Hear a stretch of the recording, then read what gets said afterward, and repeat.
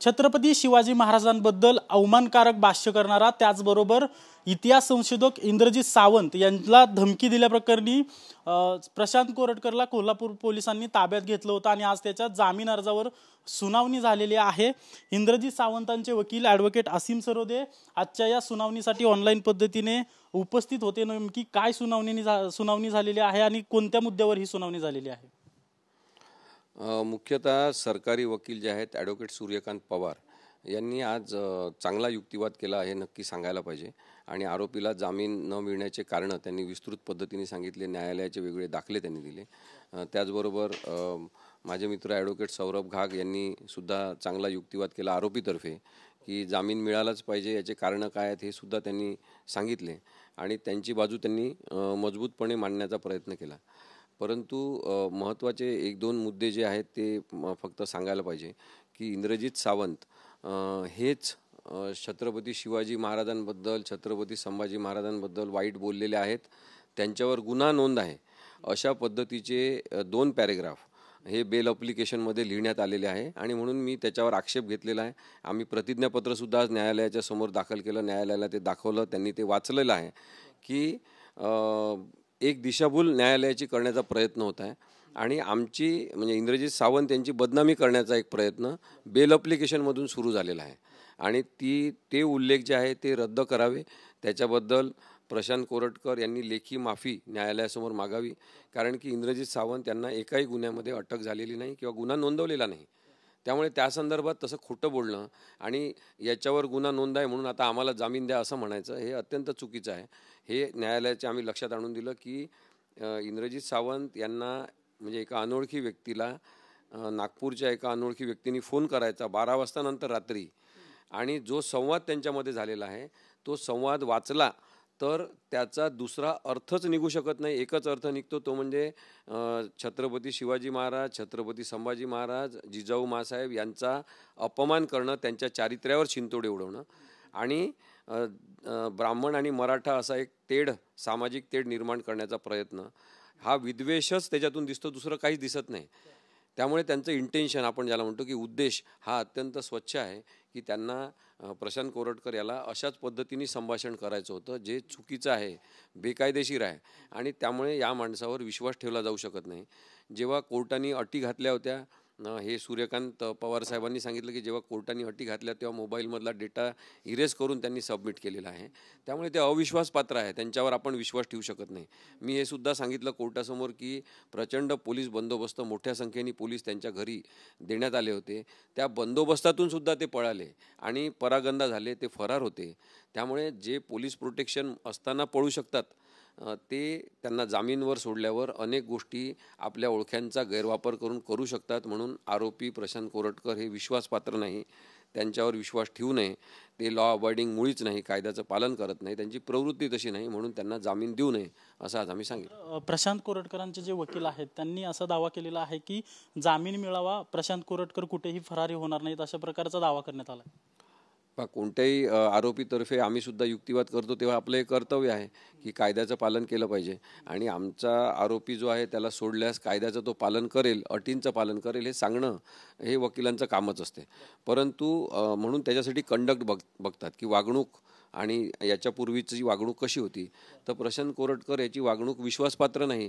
तो पोलिसांच्या ह्याच्यातून पळाला, कोर्टाने सांगितल्यावर मोबाईल जो आहे तो डेटा इरेज करून दिला, म्हणजे अटीचं पालन केलं नाही, न्यायालयाचा आदर केला नाही। पोलीस 1 महिना तपास करत राहिले आणि त्याच्यानंतर हा सापडला, अनेक गावांमध्ये तो फिरत राहिला। या सगळ्या गोष्टी ज्या आहेत त्या आरोपीची वागणूक दाखवतात की ज्याच्यामधून असं दिसते की तो विश्वास ठेवण्यासाठी योग्य नाही, जामीन देण्यासाठी योग्य नाही। ज्याप्रमाणे प्रशांत कोरटकरांच्या वकिलांनी युक्तिवाद केलेला आहे, तुम्ही देखील युक्तिवाद केलेला आहे, तुम्ही ज्या महत्त्वाच्या बाबी कोर्टाला निदर्शनात आणून दिलेल्या आहेत की का जामीन मिळू नये प्रशांत कोरटकरांना, तर त्या बाबी नेमक्या कोणत्या आहेत? हेच अविश्वास पात्रता मुख्यतः सांगताना आम्ही आज त्याच्या सह्या ज्या आहेत, प्रशांत कोरटकरनी वेगवेगळ्या सह्या केलेल्या आहेत कागदपत्रांवर आणि आमचे कागदपत्र नाही, जे बेल ॲप्लिकेशनसोबत दाखल केलेले आहे त्यांच्या वकिलांनी तेच कागदपत्र आम्ही दाखवले। 5 कागदपत्रांवर प्रशांत कोरटकरच्या वेगवेगळ्या सह्या आहेत। म्हणजे त्यांनी सांगण्याचा प्रयत्न केला की एक शॉर्ट सही आहे, एक लॉंग सही आहे, पण शॉर्ट आणि लॉंग सह्या पण वेगवेगळ्या आहेत। त्यामुळे कोणी सह्या केल्या या आणि कोणी दाखल केले कागदपत्र प्रशांत कोरटकरच्या सह्यांनी याचा सुद्धा तपास होण्याची गरज आहे. पण ही कागदपत्र कधीची आहेत? प्रशांत कोरटकर फरारी असतानाच्या काळातली आहेत की कधीची आहेत? काही फरारी असतानाची आहेत, काही नंतरची आहेत.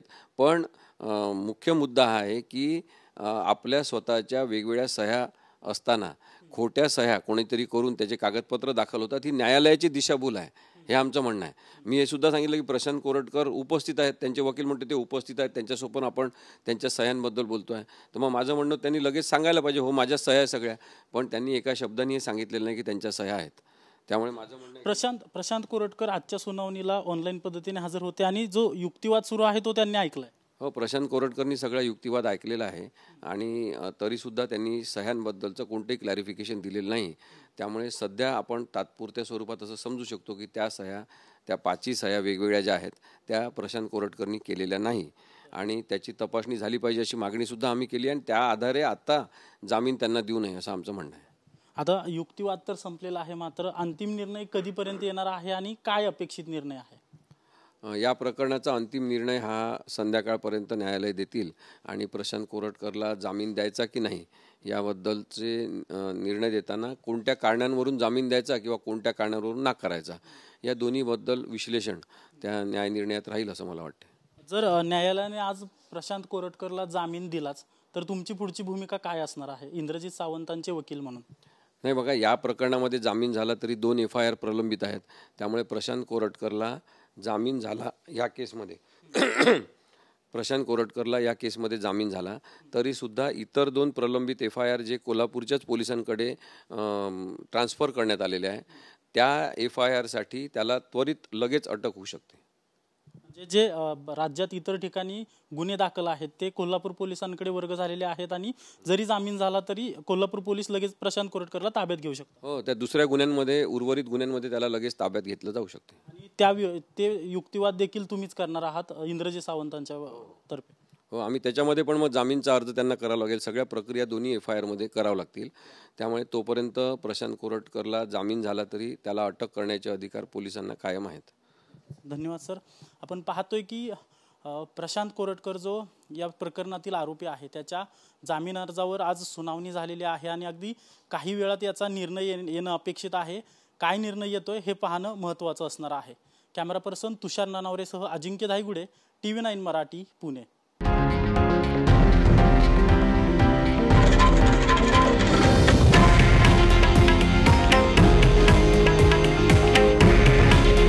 हे आहे देशातील नंबर 1 न्यूज नेटवर्क आणि आपण पाहत आहात TV9 मराठी. काळजी तुमची, हित महाराष्ट्राचं.